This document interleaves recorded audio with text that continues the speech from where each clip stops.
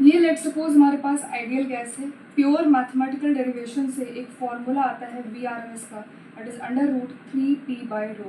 अगर आपको नहीं पता तो बता दो कि प्रेशर का एक फॉर्मूला हम लोग जानते हैं ρRT मोलर मास, तो p/ρ का यहाँ से वैल्यू आ जाएगा कितना, RT मोलर मास। तो VRMS का एक और फॉर्मूला होता है that is 3RT molar mass. अगर आपके मन में सवाल आता है कि ये फॉर्मूला कहाँ से है, तो इसके पीछे प्योर मैथमेटिकल डेरिवेशन है, लेकिन अभी कोई रिक्वायरमेंट नहीं इसको जानने का। लेकिन हाँ, इसका बहुत अच्छे से डेरिवेशन किया जाता है। ये यहाँ पे प्रेशर है एंड ये यहाँ पे डेंसिटी है। अब यहाँ पे हम आगे अगर बात करें तो हमें पता है कि आइडियल गैस के बीच में जो पार्टिकल्स होते हैं उनके बीच में कोई इंटरेक्शन ऐसा होता नहीं, इसलिए यहाँ पे पोटेंशियल एनर्जी नहीं होती। तो इस सिस्टम में जो एनर्जी स्टोर्ड है, वो एक्चुअली में in the form of molecules की काइनेटिक एनर्जी के फॉर्म में स्टोर्ड है, क्योंकि मॉलिक्यूल्स के पास काइनेटिक एनर्जी के अलावा और कोई एनर्जी है ही नहीं। पोटेंशियल एनर्जी तो है नहीं क्योंकि इंटरेक्शन नहीं है, तो है क्या, बस काइनेटिक एनर्जी। ठीक है, हम ये मान के चल रहे हैं कि ग्रेविटी फ्री स्पेस में।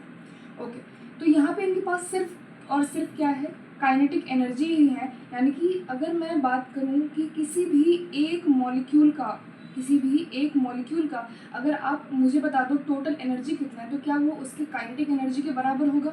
या काइनेटिक एनर्जी का फॉर्मूला 12mv² आता है।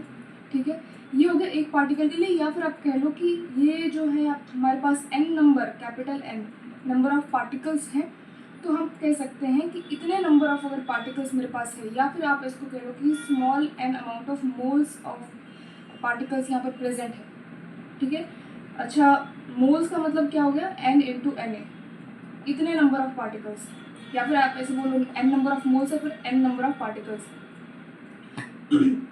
तो जितने भी पार्टिकल्स हैं टोटल, अगर मैं पूछूं कि उनका जो टोटल एनर्जी, या फिर ऐसा पूछ लूँ कि इस पूरे डिब्बे का एनर्जी बताओ, ये पूरा आइडियल गैस का एनर्जी बताओ, तो हर एक इंडिविजुअल पार्टिकल का एनर्जी को सम कर दो तो it will be the total energy, and that is nothing but the summation of kinetic energy. Right, her particle की काइनेटिक एनर्जी को आप सम कर दो। हर पार्टिकल का हम ऑन एन एवरेज स्पीड लेके क्या चल रहे हैं, VRMS लेके चल रहे हैं। ठीक है, एंड ऐसे करके बहुत सारे पार्टिकल्स होंगे जो कि एक m मास को बना रहे हैं। अरे मान लो ना यार, छोटा सा पार्टिकल, इसका मास dm है, तो उसके लिए जो छोटा सा बस उसका काइनेटिक एनर्जी लिखोगे तो कैसे लिखोगे, 12 dm v²। ऐसे ही बहुत सारे होंगे पार्टिकल्स, तो इसलिए उसका इंटीग्रेशन कर दोगे टोटल एनर्जी निकालने के लिए इस पूरे गैस सिस्टम का। तो यहाँ से ये dm का इंटीग्रेशन होकर मास आ जाएगा, तो 12mv² आ जाएगा। यहाँ पे कहानी क्लियर है। अब यहाँ पे v हम लोग पुट करें, अगर जो हमने अप्रॉक्सीमेशन नहीं बोलेंगे, डेरिवेशन से जो हमने लाया है, VRMS का वैल्यू पुट करेंगे दैट इज 3p/ρ यहाँ पर। तो 12m 3p/ρ का अंडर रूट, तो अंडर रूट हटेगा तो 3p/ρ।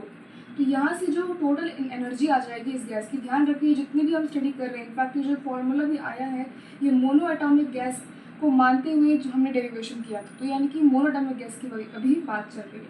तो टोटल एनर्जी यहाँ से कितना आ गया, 3/2mp/ρ। अच्छा, डेंसिटी बाय मास होता है वॉल्यूम, तो यहाँ से मतलब मास बाय डेंसिटी होता है वॉल्यूम, तो यहाँ से ये मास बाय डेंसिटी की जगह मैं PV लिख दूँ, कोई दिक्कत नहीं है। तो टोटल एनर्जी का एक ये फॉर्मूला आता है। अच्छा, आपको पता होगा कि PV = एक तो होता है nRT, अगर आपको नंबर ऑफ मोल्स पता है, तो नहीं पता तो नंबर ऑफ मॉलिक्यूल्स पता होगा, nKT लिख दो। कैसे लिख दिया भाई, क्योंकि R/Na क्या होता है, R/Na होता है K। अब K को अगर आप खोलोगे R/Na में, एंड यहाँ पे n है, यहाँ पे T है, तो ये क्या हो जाएगा, n हो जाएगा, ये R हो जाएगा, एंड T हो जाएगा। तो वही तो लिखा था मैंने यहाँ पे। ठीक है,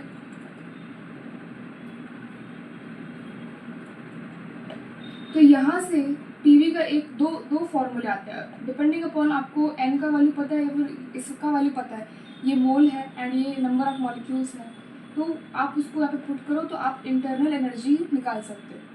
ठीक है, अब हम बात करते हैं कि मैक्सवेल ने क्या करा।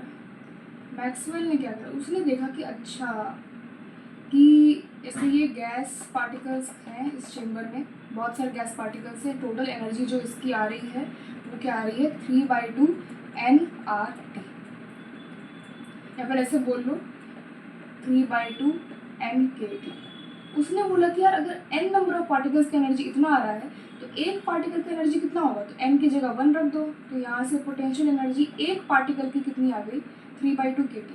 अब उसको याद आया, किसको, मैक्सवेल को, कि एक पार्टिकल जो होता है वो तो मोनो एटॉमिक है, राइट। अब मोनो एटॉमिक का डिग्री ऑफ फ्रीडम जो है वो 3 होता है। तो उसने यहाँ पे देखा यार 3 तो यहाँ पर भी है। उसने फिर बहुत बहुत दिमाग लगाया एंड तब जाके उसको ऐसा गट फीलिंग आया, तो उसने ऑलरेडी उसने बोल दिया फाइनली क्या, कि जो ये टोटल एनर्जी है ना इस पार्टिकल की, ये इसकी 3 डिग्री ऑफ फ्रीडम में इक्वली डिस्ट्रीब्यूटेड है। एंड इसी को बोलते हैं Maxwell equipartition law, Maxwell equipartition law. ठीक है, उसने क्या किया, उसने बस देखा, बस उसने ऑब्जर्वेशन करा कि हाँ भाई 3/2 kT आ रहा है एक मॉलिक्यूल का एनर्जी, एंड इसका डिग्री ऑफ फ्रीडम भी 3 है क्योंकि मोनो एटॉमिक है। इसका मतलब कि एक डिग्री ऑफ फ्रीडम के अलॉन्ग 1/2 kT एनर्जी इसको मिलती है। 1/2 kT एनर्जी इसमें स्टोर्ड है इन 1 डिग्री ऑफ फ्रीडम। ऐसे 3 डिग्री ऑफ फ्रीडम है तो 3 से मल्टीप्लाई कर दो तो 3/2 kT आ गया। इधर से ही हमारे और बाकी अब फॉर्मूलेज आए। उन्होंने फिर क्या करा, अब जो अदर साइंटिस्ट थे उन्होंने बोला कि यार अगर 1 डिग्री ऑफ फ्रीडम के अलाउंड 1/2 kT एनर्जी स्टोर हो रही है, मतलब स्टोर इन द सेंस उस फॉर्म में दिख रही है, अगर 1 डिग्री ऑफ फ्रीडम के अलाउंड 1/2 kT एनर्जी आपको दिख रही है, तो फिर अगर किसी मॉलिक्यूल का डिग्री ऑफ फ्रीडम f है तो उसमें कितना एनर्जी, उसमें टोटल कितना एनर्जी उस एक मॉलिक्यूल का होगा, तो f/2 kT इतना होगा, है कि नहीं। डिग्री ऑफ फ्रीडम से मल्टीप्लाई कर दो। एंड बोला कि यार नहीं, एक पार्टिकल में, मैं तो चाहती हूँ कि इस गैस चैम्बर में जितने भी पार्टिकल है उन सबका एनर्जी बताओ, तो कुछ नहीं, नंबर ऑफ पार्टिकल से मल्टीप्लाई कर दो, कोई दिक्कत नहीं है। मतलब कि आपने इस फॉर्मूले की मदद से इस पूरे सिस्टम का, इस पूरे गैस चैम्बर का एनर्जी, इंटरनल एनर्जी निकाल दिया। इसको अपन ऐसे भी लिख सकते हैं कि एन के को हम लोग स्मॉल एन आर भी लिख सकते हैं, बाकी एज इट इज छाप देती हूँ अगर मैं यहाँ से, ऐसे में भी मैं इसको ऐसे भी लिख सकती हूँ इसके इंटरनल एनर्जी को, या फिर मैं इसको ऐसे भी लिख सकती हूँ कि f/2 यहाँ से NRT मतलब कि PV, क्योंकि PV इसका तो NRT होता है ना, तो NRT की जगह क्या रख दिया, PV रख दिया। ठीक है, तो ये आपके पास कुछ फॉर्मूलेज आ जाते हैं इंटरनल एनर्जी को फाइंड आउट करने के लिए, यानी किस तरीके से आए हैं यहाँ पर। आई होप आपको समझ में आ गया होगा। कुछ टर्म्स आती है, जैसे कि एक टर्म आता है कि एवरेज काइनेटिक एनर्जी आपसे पूछ लेता है। ये देखो, ये टर्मिनोलॉजी है, इसका फिजिक्स से कोई लेना देना नहीं है, ये टर्मिनोलॉजी है कि एवरेज काइनेटिक एनर्जी का मतलब होता है ट्रांसलेशनल वाला सिर्फ काइनेटिक एनर्जी। तो आपको पता है कि कोई सा भी आप मॉलिक्यूल ले लो उसका ट्रांसलेशनल में 3 ही डिग्री ऑफ फ्रीडम होगा, तो उसका जो एवरेज काइनेटिक एनर्जी आएगा उस केस में किसी मॉलिक्यूल का अगर लेट सपोज आप डिफाइन कर रहे हो तो 3/2 kT आएगा। लेट सपोज आप एक मोल का डिफाइन कर रहे हो, अगर देखो अगर n मोल्स होते हैं तो आप क्या बोलते हैं 3/2 NRT, लेकिन मैंने बोल दिया 1 मोल है तो इसको 1 कर दो तो 3/2 RT। डिफरेंस बेटा ये जो है ये एक मॉलिक्यूल की एनर्जी एंड ये क्या है, 1 मोल की एनर्जी है। ठीक है, ओके। और ऐसी बहुत सारी टर्मिनोलॉजीज होती हैं। अच्छा, मेरा मुद्दा ये था, ये आपको ये बताना कि ये जो फॉर्मूले हैं आपको दिमाग में कभी कभी आता हो कि जो हम लोग थर्मोडाइनमिक्स स्टार्ट करते हैं वो इन्हीं फॉर्मूले से करते हैं। इससे पहले थर्मोडाइनमिक्स, इसके बाद ही थर्मोडाइनमिक्स हम स्टार्ट कर सकते हैं। ये बहुत इंपॉर्टेंट फार्मूला होता है। तो ये आया कहाँ से, तो ये आया यहाँ से आया पूरा। तो ये कॉन्सेप्ट